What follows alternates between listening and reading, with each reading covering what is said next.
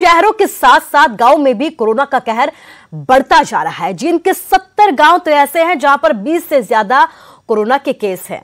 इसके बावजूद कुछ गांव ऐसे हैं जहां पर ग्रामीणों ने लॉकडाउन का विरोध किया है। यहां ना तो मास्क पहने कोई आपको नजर आएगा और ना ही लॉकडाउन नियमों का पालन करते हुए आपको कोई दिखाई देगा।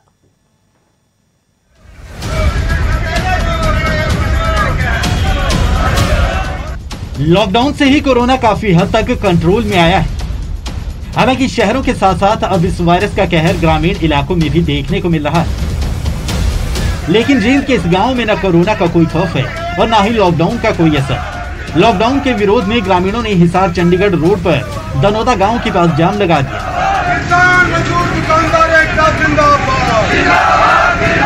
इनका तर्क है कि जब प्रदेश के मुखिया ही लॉकडाउन का उल्लंघन करते हैं तो फिर आखिर जनता क्यों न करे।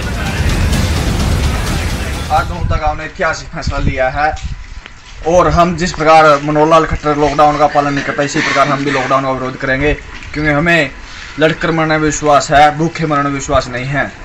और आज किसान मजदूर छोटे दुकानदारों ने सभी ने मिलकर ये कहा कि हम लॉकडाउन का पालन नहीं करेंगे, ना मास्क लगाएंगे और सभी दुकानें खोलेंगे और जिस प्रकार हम पहले गाँव में रहते थे इसी प्रकार रहेंगे। मौके पे पुलिस प्रशासन जो SHO साहब आए थे, क्या कुछ आश्वासन दिया, क्या कुछ कहा? उन्होंने कहा कि गाइडलाइन के हिसाब से आपने चलना पड़ेगा, पर हमने उसका खुलकर विरोध किया और कहा कि हम गाइडलाइन नहीं मानेंगे। जब हमारा मुख्यमंत्री ने माना तो प्रदेश का मुखिया है, हम क्यों माने। कोरोना खतरे के बावजूद ग्रामीणों ने मास्क नहीं लगाने का फैसला लिया, साथ ही दुकानों को भी खोलने की बात कही। वहीं कोविड नोडल अधिकारी पंचायत के इस फैसले को बेहद घातक बता रहे हैं। वो इसलिए कि जींद में 70 गांव ऐसे हैं जहां 20 से ज्यादा कोरोना केस है और ऐसे में कोविड नियमों की अनदेखी लोगों की जान पर भारी पड़ सकती है। देखिए, ये एक विरोध करने का एक तरीका हो सकता है, लेकिन ये घातक तरीका है।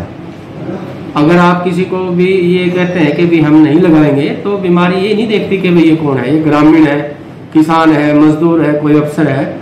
ये तो बीमारी तो सबके साथ बराबर का बर्ताव करेगी। तो मेरी सलाह ऐसे जो ये करें कि भाई मास्क नहीं लगाएंगे, तो मेरी सलाह और नम्र निवेदन है कि भाई आप जो कोरोना के प्रोटोकॉल्स हैं, जो गाइडलाइन सरकार ने जारी करी हैं, उनको मानें। हिसार के मसूदपुर गांव के ग्रामीण भी लॉकडाउन का बहिष्कार कर चुके हैं। इन्होंने किसानों पर लाठीचार्ज के विरोध में गांव में डॉक्टर और पुलिस के घुसने पर पाबंदी लगा दी। वहीं दूसरी तरफ जींद में ग्रामीणों का ऐसा फैसला प्रशासन के सामने मुश्किलें खड़ी कर रहा है। विजेंद्र कुमार, न्यूज़ 18 जींद। तो जो तस्वीरें सामने आई है वाकई में हैरान करने वाली है और ये तस्वीरें कई लोगों की जिंदगी पर भारी भी पड़ सकती है। बात अब गुरुग्राम की करते हैं, जहां पर 60 वर्षीय बुजुर्ग महिला पर जानलेवा हमला किया गया है। वारदात 17 मई की है, लेकिन इसका वीडियो अब सामने आया जिसमें दर्जन भर से ज्यादा बदमाश बुजुर्ग महिला पर हथियारों से हमला करते हुए नजर आ रहे हैं। लाठी डंडे इनके पास नजर आए। दरअसल बीते महीने एक बात को लेकर दोनों पक्षों में मामूली सा विवाद हो गया था और बस इसी रंजिश की वजह से बदमाशों ने 17 मई को बुजुर्ग को पीट कर अधमरा कर दिया है। पुलिस ने पीड़ित परिवार की शिकायत पर 1.5 दर्जन नामजद लोगों के खिलाफ केस दर्ज कर लिया है।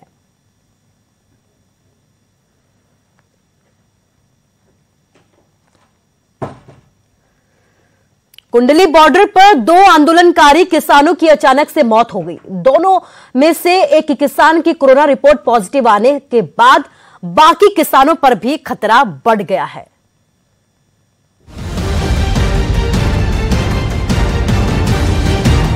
दिल्ली बॉर्डर पर चल रहे किसान आंदोलन पर कोरोना का साया है। कुंडली बॉर्डर पर चल रहे धरने में शामिल 2 किसानों की मौत हो गई है। पटियाला के बलबीर सिंह की अचानक संदिग्ध परिस्थितियों में मौत हुई है। वो कई दिनों से धरने में शामिल थे। इसके बाद लुधियाना के महेंद्र सिंह की भी दिल का दौरा पड़ने से मौत हो गई।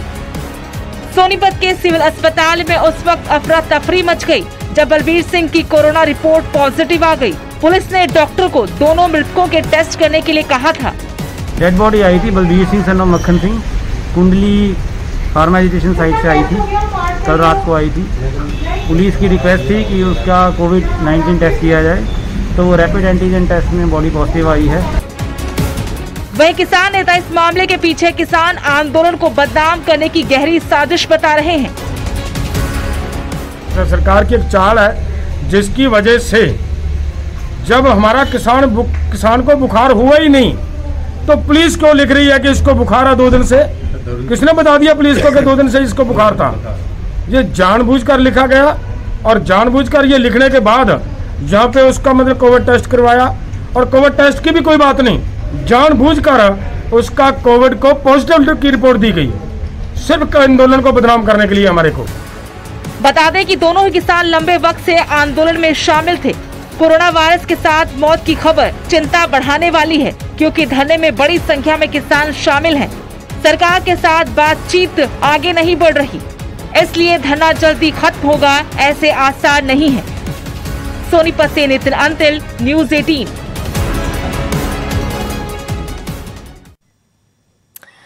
हरियाणा में ब्लैक फंगस तेजी के साथ अपने पैर पसार रहा है। साइबर सिटी गुरुग्राम में ब्लैक फंगस के 70 से ज्यादा मामले अब तक सामने आ चुके हैं। पिछले 1 हफ्ते में दर्जनों मामले दर्ज किए गए हैं। सिर्फ गुरुग्राम ही नहीं बल्कि सिरसा और भिवानी समेत कई जिलों में ब्लैक फंगस की दस्तक से अब हड़कंप मच गया है।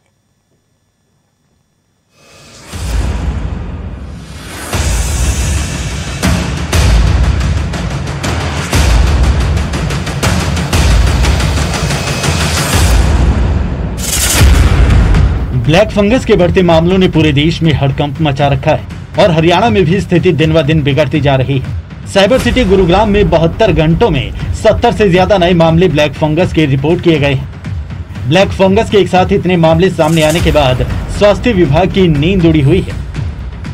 ब्लैक फंगस जैसा आपको मालूम है एक नोटिफाइबल डिजीज़ है। नोटिफाइबल डिजीज़ करने के बाद हमने एक पोर्टल पे सभी के लिए एंट्री कंपलसरी करी है, तो ये अपडेशन का प्रोसेस है, ये डेली चल रहा है। अभी तक संभवतः स्टेट में 150 से ज़्यादा के करीब केस हैं और गुड़गांव के यहाँ से अगर मैं कहूँ तो पोर्टल पर 70 के आसपास केस अपलोड हुए हैं।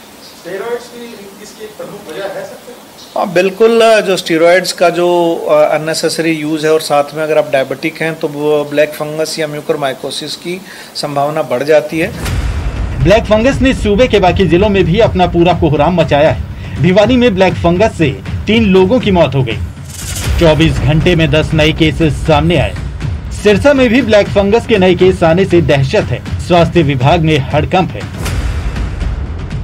भिवानी जिले में ऑन रिकॉर्ड हमारे पास एक ब्लैक फंगस यानी म्यूकोरमाइकोसिस का डायग्नोस्ड केस नोटिफाई हुआ है और ये जो पेशेंट है ये खरक से बिलोंग करते हैं और ये अपना इनकी फीवर की हिस्ट्री थी जिसके लिए इन्होंने आस्था हॉस्पिटल में अपना इलाज करवाया। वहाँ से ये रेफ़र हुए जिंदल हॉस्पिटल हिसार में, जहाँ इनको डायग्नोस किया गया कि ये ब्लैक फंगस से ग्रसित हैं और उसके उपरांत इनको अग्रोहा मेडिकल कॉलेज में रेफर किया गया। ऐसे में अगर कोरोना के संकट काल में यूं ही ब्लैक फंगस के मामले भी बढ़ते रहे तो स्थिति बद से बदतर हो जाएगी।